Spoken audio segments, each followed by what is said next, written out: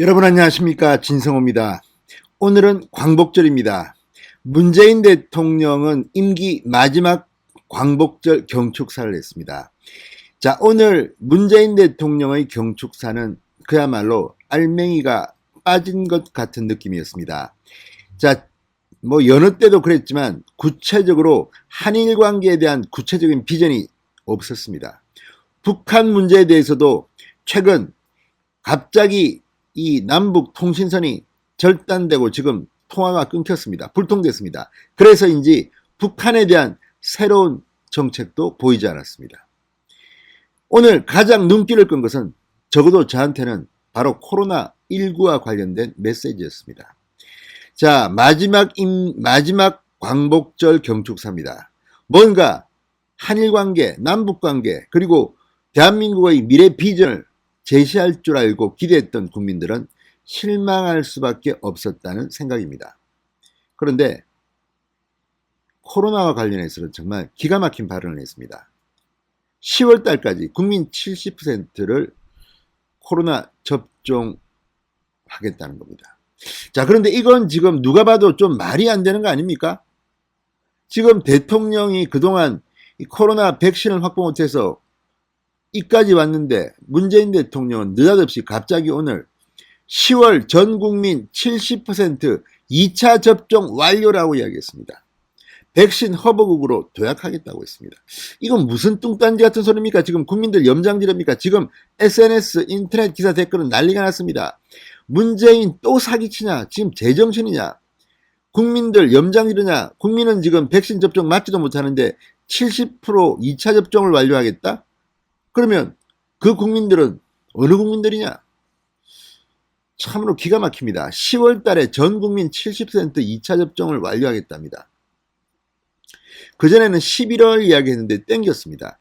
자, 물론 갑자기 백신이 막 쏟아지면 모르겠습니다. 그러나 지금 그나마 예약됐던 백신도 들어오지 않아서 지금 대한민국은 이 OECD 38개국 중에서 지금 꼴찌입니다. 얼마 전까지 그랬습니다. 지금 이제 15%대에서 17%대로 접종 완료율이 늘었다고는 합니다만 순위는 뭐 크게 변하지는 않을 겁니다.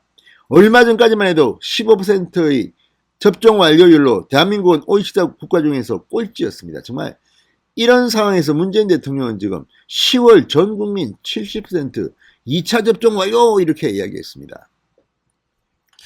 자, 그만큼 광복절 경축사에서 문재인 대통령이 또 이렇게 좀 방정맞은 소리를 했습니다. 자, 지금 국민들은 다 알고 있습니다. 문재인 대통령 입에서 코로나 이야기만 나오면 상황이 악화됐다는 것을. 코로나 터널의 끝이 보이네 많이 코로나 경제가 다시 살아났네. 그럴 때마다 사고가 터졌습니다. 지금 김부겸 정은경 청장 알고 있을 겁니다. 지금 우리나라 굉장히 위험합니다. 하루 지금 1900명, 2000명씩 지금 확진자가 나오고 이 병상도 지금 부족합니다. 여기에 모더나가 8월 달에 반도 안 들어옵니다. 그런데 가서 항의하고 사과받았다. 이게 뭐가 소용이 있습니까? 국민들이 느낄 수 있는 것은 백신이 없다는 겁니다. 자, 50대 이하. 자, 아스트라제네카 백신 맞히지 않았습니다. 그런데 갑자기 아스트라제네카 백신이 인기가 없어서 남아돈다니까 또 3040도 맞히겠답니다. 이런 기준도 없고 자기들 멋대로 합니다. 3주, 4주 간격이던 화이자, 모더나의 1차, 2차 접종 간격을 6주로 연장하고 과학적 근거도 없습니다. 1차 접종이라도 느리겠다고 이렇게 하는 건데 10월달까지 2차 접종 완료율이 70%? 누가 믿겠습니까? 희망사항이겠죠. 자, 어쨌든 문재인 대통령이 이렇게 코로나에 대해서 희망적인 말만 하면 사고가 터집니다. 국민들은 지금 불안합니다. 진성호의 융단 폭격 시작합니다. 문재인 대통령을 융단 폭격합니다. 방송에 앞서 아직 진성호 방송의 구독자가 아니신 분들은 붉은색 구독 버튼 눌러주십시오. 더 좋은 방송으로 보답하겠습니다.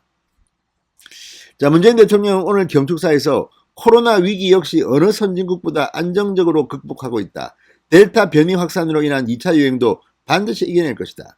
백신 접종도 목표에 다가가고 있다. 10월이면 전 국민의 70%가 2차 접종까지 완료할 것이며 목표 접종률을 더 높일 것이다. 참 미래에 대한 말은 참으로 쉽게 합니다. 약속을 지켜야 될 거 아닙니까? 문재인 대통령은 부동산도 그랬습니다. 임기 시작할 때 뭐 안정시키고 뭐 낮추고 지금 역대 어느 대통령보다 폭등했습니다. 이거 어떻게 원상복귀시키고 퇴임할 겁니까? 아니면 무책임하게 말만 멋대로 떠들고 장밋빛 희망 고문만 하고 도망갈 겁니까? 코로나도 그렇게 될 확률이 높습니다. 지금까지 해온 걸 보면 어떻게 백신을 그렇게 확보도 못하고 지금 내년 선거에서 문재인의 백신이 민주당 정권에게는 암초화될 거라는 지금 그런 전망도 나오고 있습니다. 그전만 해도 코로나 때문에 문재인 민주당 인기가 좋았는데 지금은 국민들이 인지한 겁니다. 이제야 정말 무능하고 무식하고 이런 정권이구나. 문재인 믿었다가 지금 다 큰일 났습니다. 자, 요즘 이 백신 예약하면 백신이 이름도 안 뜹니다. 그냥 백신 모더나 오와 화이자. 그런데도 지금 뭐 10월달까지 2차 접종이 70%?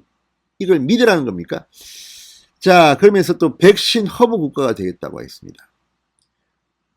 니나 잘하세요입니다, 진짜.